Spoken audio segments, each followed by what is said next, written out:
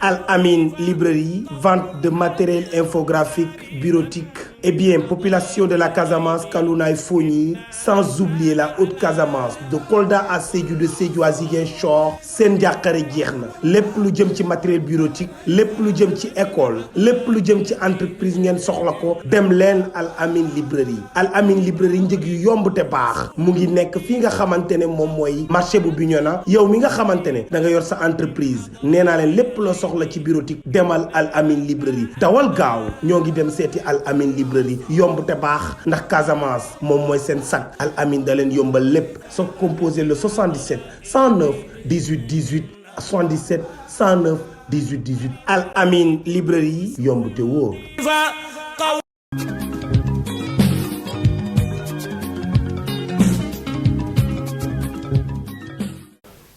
Bonjour chers téléspectateurs, bienvenue dans votre télé digitale Bignona TV avec votre émission Carrefour de l'éducation et de la formation professionnelle.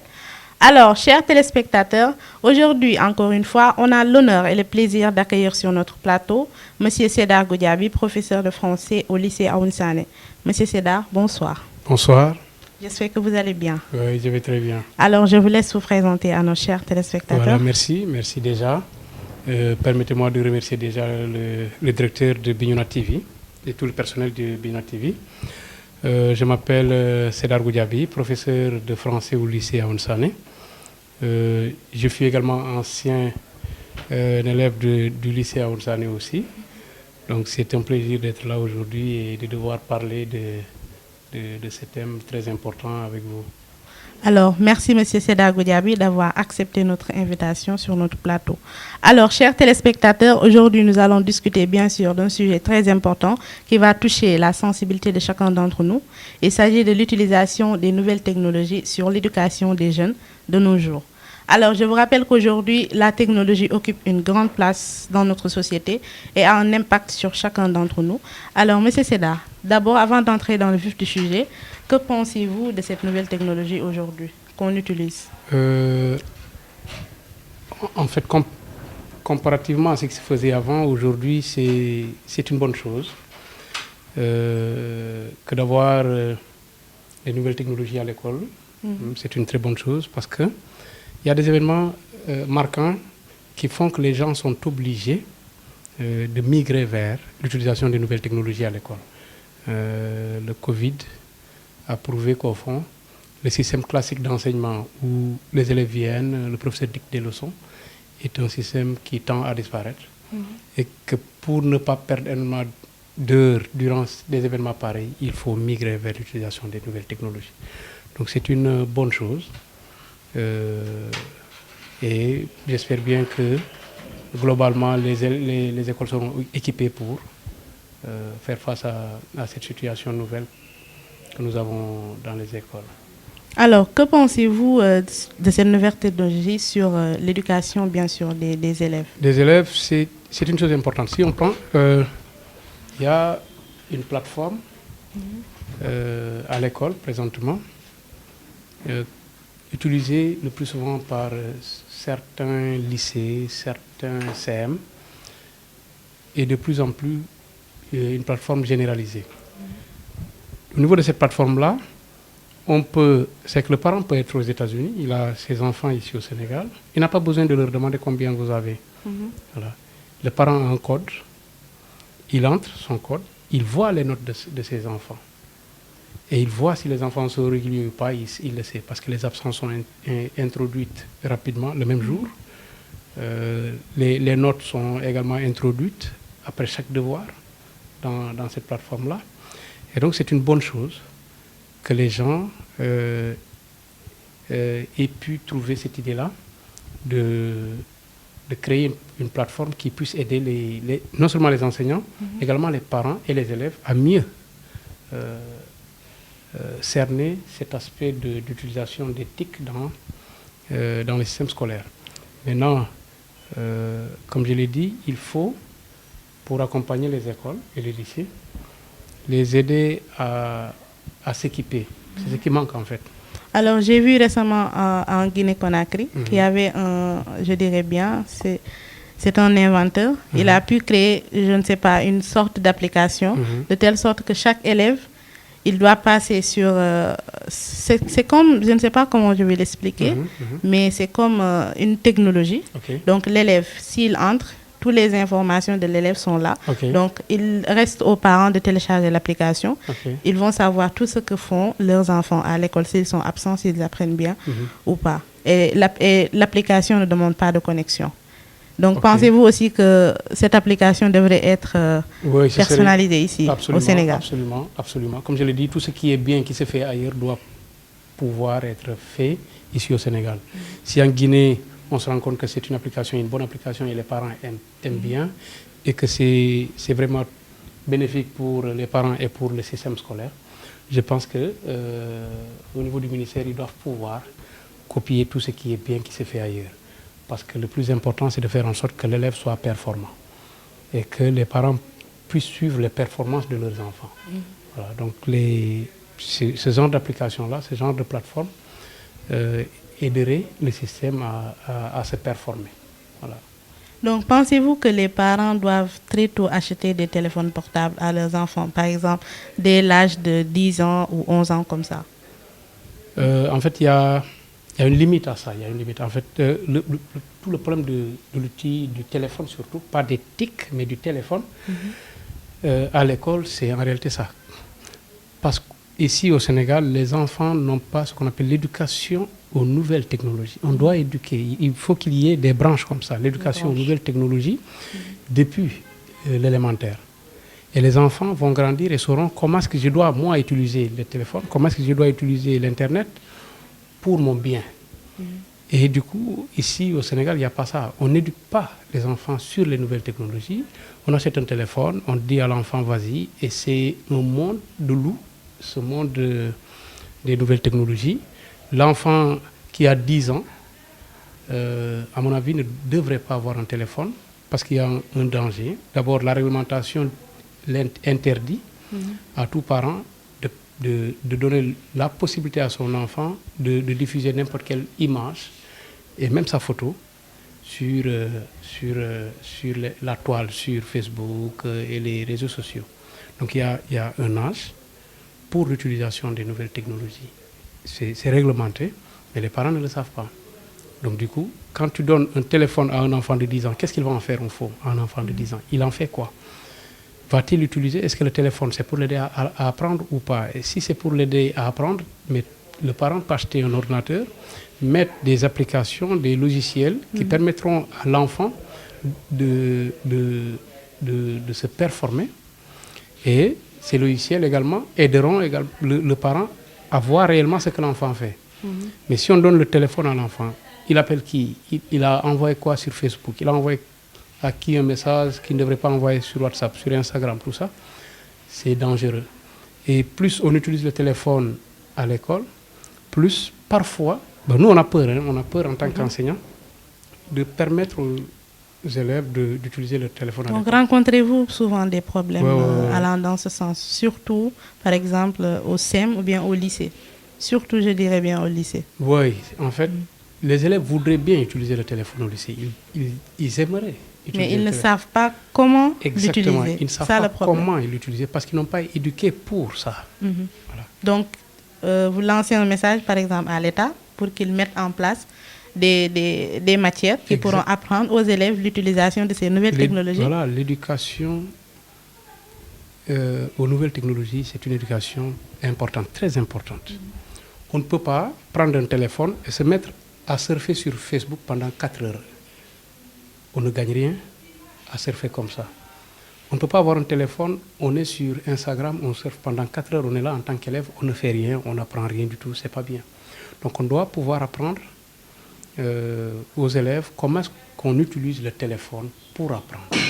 Et ça, c'est quasi inexistant au Sénégal. Voilà, c'est cette forme d'éducation-là. Maintenant, les élèves, comme je l'ai dit, ils voudraient utiliser le téléphone. Ils veulent le faire. À quelle fin au fond? C'est ça. C'est quand nous autres professeurs, on est au lycée en discussion dans ce genre de thématique-là avec les élèves, c'est la question que je pose aux élèves. quand on vous laisse utiliser le téléphone, à quelle fin? Vous utilisez le téléphone, pourquoi? Ils me disent, c'est pour apprendre. Vous apprenez quoi au fond là-bas? Sachant qu'on vous a déjà donné des leçons. Vous voulez faire des recherches, il n'y a pas de problème. Maintenant, est-ce que réellement, quand on vous donne le téléphone, vous faites des recherches? Est-ce que ce n'est pas pour vous pervertir vous-même? Oui. Et ça, c'est un danger énorme. Et de plus en plus, les élèves qui utilisent les téléphones utilisent mal le téléphone. Je leur dis, sur Telegram, par exemple, il y a énormément de documents sur Telegram. Énormément. Mais beaucoup d'élèves ne savent pas cette application. Ils ne savent pas. Souvent WhatsApp, Facebook. Voilà, WhatsApp, Facebook, Instagram, TikTok. Voilà. Surtout TikTok. Voilà. Et ça, ce sont des vidéos. Le mal, c'est quoi? Le mal profond. Ce qu'on a, on a oublié, c'est que l'humain, on a substitué l'humain au téléphone. C'est que le téléphone a remplacé l'humain. On ne réfléchit plus. Et à cause de ça, les parents n'ont même plus le temps de discuter avec leurs enfants à la maison, Mais de exactement. les conseiller, par exemple. Exactement. Parce que c'est le téléphone qui a occupé le quotidien de l'individu. On est hyper connecté. Ce qu'on appelle, connecté. Voilà, on est hyper connecté. Aujourd'hui, c'est ce qu'on appelle la période de l'hyper. Tout est hyper. Hein. On consomme tout énormément. On consomme l'électricité énormément, le téléphone énormément, la connectivité énormément. Donc on est hyper connecté à telle enseigne que même pour discuter avec ses propres parents, avec ses propres enfants à la maison, c'est impossible.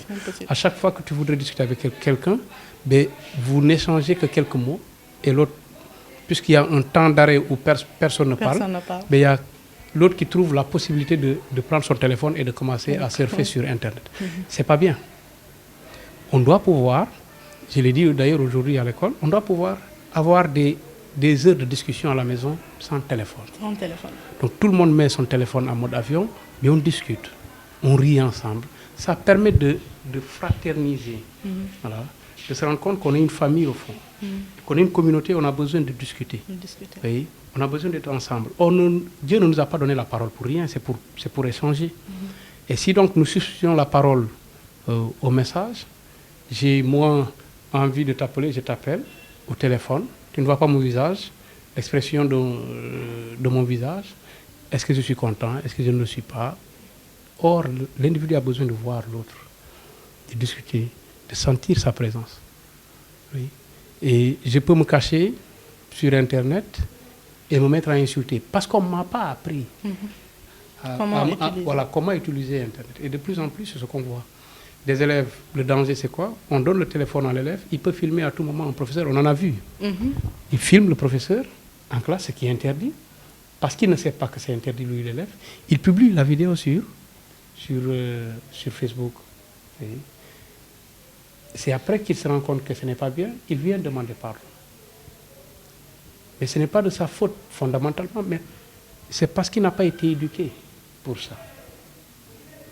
On a plongé l'enfant parce qu'il a le BFM, c'est la mode aujourd'hui. Tu as le BFM, on te fait un téléphone. Alors que nous, à l'époque, on te disait, voilà, il faut que tu aies ton bac d'abord, après on te donne ton téléphone. Voilà. Nous, on a appris sans téléphone. Moi, j'ai eu mon premier téléphone quand j'ai mis mes pieds à l'université Gaston Berger de Saint-Louis. Le téléphone qui a été acheté à Rosso. Nous partions à Rosso pour acheter des téléphones. Et on n'avait pas ce téléphone-là. En 2005-2006, on n'avait pas ces téléphones-là. C'est des téléphones où difficilement d'ailleurs tu as le réseau et c'est juste pour envoyer des messages, recevoir des appels, c'est fini. Tu ne peux pas surfer sur Facebook. Pour surfer sur Facebook, il faut allumer l'ordinateur. Et là également, la connexion était trop chère. Oui. Mais aujourd'hui, les élèves ont cette chance-là. Nous, quand nous étions au lycée en classe terminale, pour avoir une connexion, il te faut payer 2000 francs. L'heure, 2000 francs. L'heure, 2000 francs. Une heure, c'est 2000 francs au cyber. Au lycée, il y avait une salle informatique. Tu payes 2000 francs pour te connecter. Et les machines étaient trop lentes. Trop lentes. Donc, tu as besoin d'une connaissance quelconque en philosophie, en histoire et géographie, en français. Tu risques de perdre 2000 francs et ressortir de la salle sans avoir ce dont tu as besoin. Mais aujourd'hui, les élèves, ils ont juste besoin, je leur ai dit cela aujourd'hui, vous avez juste besoin de télécharger une application, d'avoir tout ce dont vous avez besoin. Une application qui parle de la grammaire espagnole, la grammaire anglaise, la grammaire allemande, et ainsi de suite. Oui. La philosophie, Il suffit juste de taper sur YouTube un chapitre pour voir un professeur expliquer le chapitre. L'histoire de la géographie, pareil. Mais les élèves ne savent pas ça. Voilà. Ils ne savent pas ça. Et les parents n'aident pas les élèves, leurs enfants, à l'utilisation efficiente de l'outil informatique et du téléphone portable surtout. Est-ce que ce n'est pas aussi la faute aux professeurs? Parce que j'ai vu récemment des vidéos lomotifs, je ne sais pas, qui circulaient sur les réseaux sociaux. Donc, pour moi aussi, les chefs d'établissement et les professeurs ont une part de responsabilité, même si les élèves ne savent pas comment utiliser les nouvelles technologies. Je pense qu'il devrait avoir peut-être maximum un professeur, par exemple, si tu fais cours. Bon, si vous avez peut-être terminé le programme, vous avez fait des exercices, vous pouvez mettre un temps pour expliquer aux élèves un peu, pour qu'ils puissent savoir. Oui, certains le font. C'est vrai que l'administration peut prendre en compte tout ça, aider les élèves à mieux comprendre comment est-ce qu'on doit utiliser le téléphone. Mais aujourd'hui, les professeurs, ils se soucient beaucoup plus du programme, comment est-ce que je dois faire pour finir le programme. Voilà, tout ça. Vous voyez, ce qui fait que, pour eux, même si je dois perdre 5 minutes à parler du téléphone portable, mais ce sera juste 5 minutes. Mais aujourd'hui, on constate qu'il y a une baisse des niveaux des élèves, surtout à l'examen, comme que ça soit au baccalauréat ou bien au BFM. Oui, à Bignona. Et ça, je pense que c'est un peu lié aussi au téléphone portable. Et les fuites aussi. Ça se passe sur Internet. Exactement, exactement. Des fuites, il y en avait des fuites. Mais aujourd'hui, c'est beaucoup plus exacerbé. C'est qu'on a beaucoup plus de possibilités d'être exposé à des fuites qu'il y a de cela 15 ans. Quoi. Et maintenant, c'est vrai, le niveau a baissé. La faute à qui, au fond, c'est la question que l'on doit se poser. Est-ce que c'est la faute au téléphone portable? Parce que si l'on se dit que c'est la faute au téléphone portable, c'est mal cerner le sujet. La faute ne revient pas au téléphone portable seulement. C'est une faute partagée. Et pour les parents d'élèves, et pour les enseignants, et pour l'administration de façon générale, le ministère. Parce que les programmes que l'on enseigne au fond, moi je ne peux pas comprendre. C'est vrai qu'on doit pouvoir connaître ce qui se passe dans le monde. C'est vrai. Mais pour un élève de la S1, qui a comme SVT comme matière scientifique, SVT coefficient 2. Français, c'est bien. Voilà. Mais français, coefficient 3. Quel type de scientifique on est en train de former là, en fond?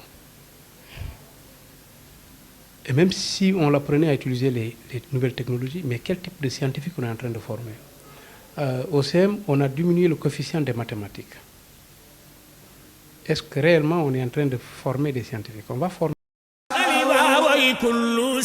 Al Amin Librairie, vente de matériel infographique, bureautique. Eh bien, population de la Casamance, Kalouna et Fogny, sans oublier la Haute-Casamance, de Kolda à Sédhiou, de Sédhiou à Ziguinchor, seen njàqare jeex na. Lépp lu jëm ci matériel bureautique, lépp lu jëm ci école, lépp lu jëm ci entreprise ngeen soxla ko, dem leen Al Amin Librairie. Al Amin Librairie njëg yu yomb te baax mu ngi nekk fii nga xamante ne moom mooy marché bu Bignona. Yow mi nga xamante ne da nga yor sa entreprise, nee naa leen lépp loo soxla ci bureautique demal Al Amin Librairie. Dawal gaaw ñoo ngi dem seeti Al Amin Librairie.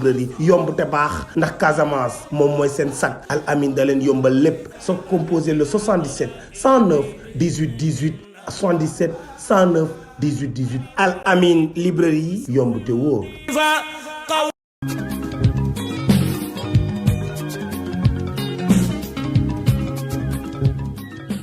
J'ai pas besoin de me déplacer. J'envoie juste un message. Ils me répondent. Voilà. J'ai des soucis par rapport à des données. Mais j'envoie, ils me répondent. Oui. J'ai besoin d'un ouvrage. On a, nous, au Sénégal ici, l'association des professeurs de français, on a un groupe WhatsApp. J'ai besoin d'un ouvrage que je n'ai pas, un fichier, mais je demande aux collègues dans le groupe WhatsApp de me filer cet ouvrage-là. Ils me filent cet ouvrage-là rapidement. Et pourtant, je l'ai cherché depuis longtemps. Je ne l'ai pas eu. Mais les élèves, tu peux leur balancer des romans. je le fais constamment avec mes élèves au lycée, je leur balance des romans, des fichiers numériques. Ils ne lisent pas. Ils ne lisent pas. Et parfois, on est obligé de les contraindre, de les obliger. Et ils ne partent pas aussi à la bibliothèque. Non, non, la bibliothèque, c'est, comme je l'ai dit, c'est au Sénégal, tu peux ouvrir grandement la bibliothèque, personne ne va voler les livres. Personne. Personne. Personne. Tu ouvres grandement une bibliothèque. Personne ne volera un livre. Ailleurs, tu fais ça, tu ne trouveras pas de livres là-bas. Et au Sénégal, tu peux ouvrir grandement. Mais ouvre grandement un magasin de vente de téléphone, tu verras. Il n'y aura aucun téléphone 30 minutes après. Voilà. Mais une bibliothèque où il y a tout, les gens ne voleront pas. Et d'ailleurs, si tu fais l'erreur d'aller vouloir voler un livre, ce sont les gens qui te diront tu es malade, toi. Pourquoi voler un livre? Qu'est-ce que ça va t'apporter? Exactement. C'est ça. Donc c'est ça le mal profond. Les élèves doivent utiliser moins de téléphone pour des futilités, et utiliser plus le téléphone pour gagner en connaissance, en savoir. Ça, il est très important de le faire aujourd'hui, puisque nous autres, nous le faisons en tant que professeurs. Nous sommes hyper connectés, comme je l'ai dit. Aujourd'hui, la meilleure façon, c'est un professeur, Adama Koulibaly qui l'a dit, professeur ivoirien à l'université Assane Seck de Ziguinchor. Il dit qu'aujourd'hui, pour nous les humains, la meilleure façon pour nous de montrer aux autres que nous existons, c'est de faire ça. Donc je me prends une photo ici, je balance la photo, pour moi j'existe. Tant que je ne montre pas, je n'existe pas. Alors qu'au fond, on a déréglé la pensée cartésienne qui dit je pense, donc j'existe. Là, c'est je me filme, donc j'existe. Voilà. Je me prends en photo, donc j'existe. Quand on sort d'ici parce qu'on voudrait aller en mariage, on s'habille bien. La première des choses qui nous arrive en tête, prends-moi en photo, dis ma photo, tout de suite.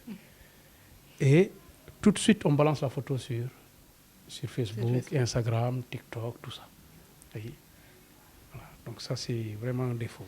Donc pour la dernière question, quel message lancez-vous aux chefs d'établissement, aux professeurs, aux parents d'élèves pour pouvoir améliorer un tout petit peu l'utilisation de cette nouvelle technologie, que ça soit un tout petit peu modéré?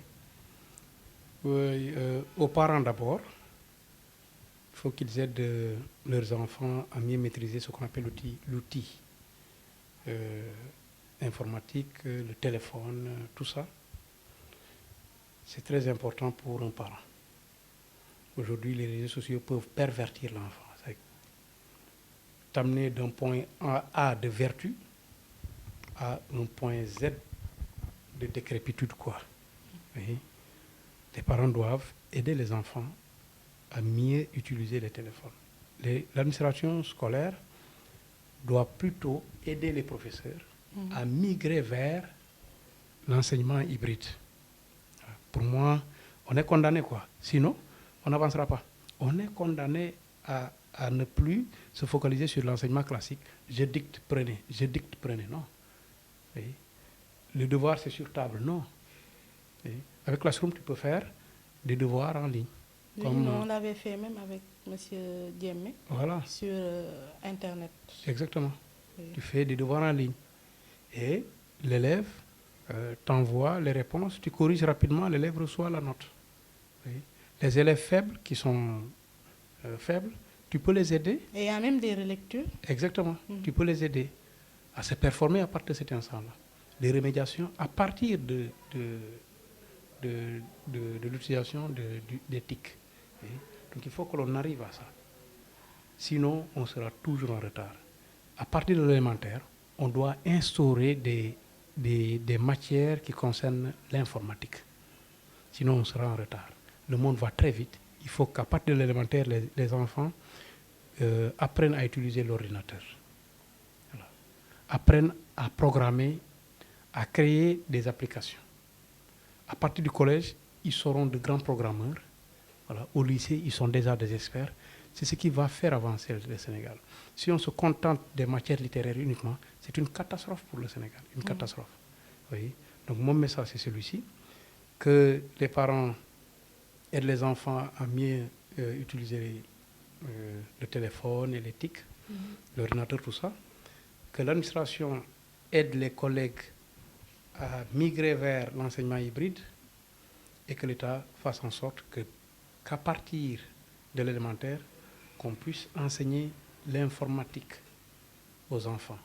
C'est très important. Voilà. Alors, merci M. Sédar Goudiaby pour ces pertinentes réponses.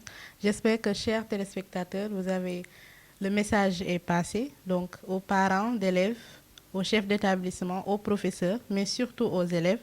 Donc, veillons à ce que l'utilisation de ces nouvelles technologies n'impacte pas trop sur l'éducation des enfants, car ce sont eux qui vont, ce sont les meilleurs que vous êtes en train de gâcher, parce que cette nouvelle technologie aujourd'hui a eu des impacts trop négatifs sur les élèves. Donc, surtout, moi, je lance les messages aux parents, parce que c'est eux qui achètent les téléphones aux enfants.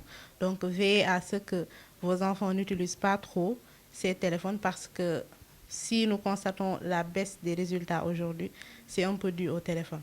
Et merci à M. Sédar Goudiaby d'avoir accepté notre invitation et d'avoir bien répondu aux questions. C'est moi qui vous dis merci, et merci aux téléspectateurs de Bignona TV, merci au DG et merci au personnel de Bignona TV. Alors, chers téléspectateurs, n'oubliez surtout pas de vous abonner sur nos différentes plateformes Facebook, Instagram, TikTok, Twitter et YouTube. Bignona TV, la télévision, informer pour instruire et construire la télé par le portable.